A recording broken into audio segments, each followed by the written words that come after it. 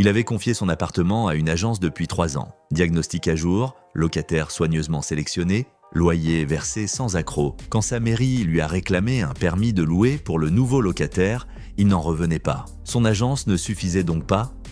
Michel était propriétaire d'un appartement en zone urbaine soumise au permis de louer depuis 2 ans. Quand il a confié la gestion à une agence immobilière soumise à la loi Hoguet, il s'est dit que toutes les obligations légales seraient automatiquement couvertes. L'agence vérifie la décence du logement, s'assure de la conformité des diagnostics, sélectionne les locataires. Elle engage sa responsabilité professionnelle et pénale. Michel dormait sur ses 2 oreilles. Jusqu'au départ de son locataire. Nouveau locataire en vue. Michel demande à son agence de procéder à la remise en location.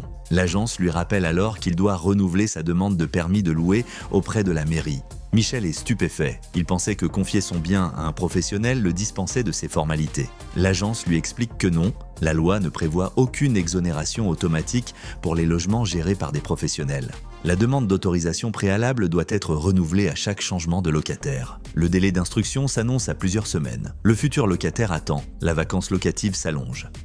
Une réponse ministérielle publiée le 2 juin 2026 vient confirmer et clarifier la situation. Aucune exonération légale automatique n'existe pour les professionnels de l'immobilier soumis à la loi Hoguet. Mais, et c'est la nouveauté importante, les collectivités territoriales ont la faculté d'accorder des dispenses à ces professionnels, notamment sur l'obligation de renouveler la demande à chaque changement de locataire. Certaines communes l'ont déjà fait, d'autres pourraient le faire. Michel aurait dû se renseigner auprès de sa mairie avant de se retrouver dans cette situation. La leçon est simple. Confier son bien à un professionnel est une excellente décision. Mais cela ne dispense pas de vérifier ce que la collectivité a prévu ou non pour les logements gérés par ces professionnels. Et vous ? Vous êtes propriétaire bailleur et votre logement est géré par un professionnel dans une zone soumise au permis de louer? Avez-vous vérifié si votre collectivité a accordé une dispense aux professionnels de l'immobilier qui opèrent sur son territoire? Partagez votre expérience en commentaire. Vous aiderez peut-être des propriétaires qui se trouvent dans la même situation sans le savoir.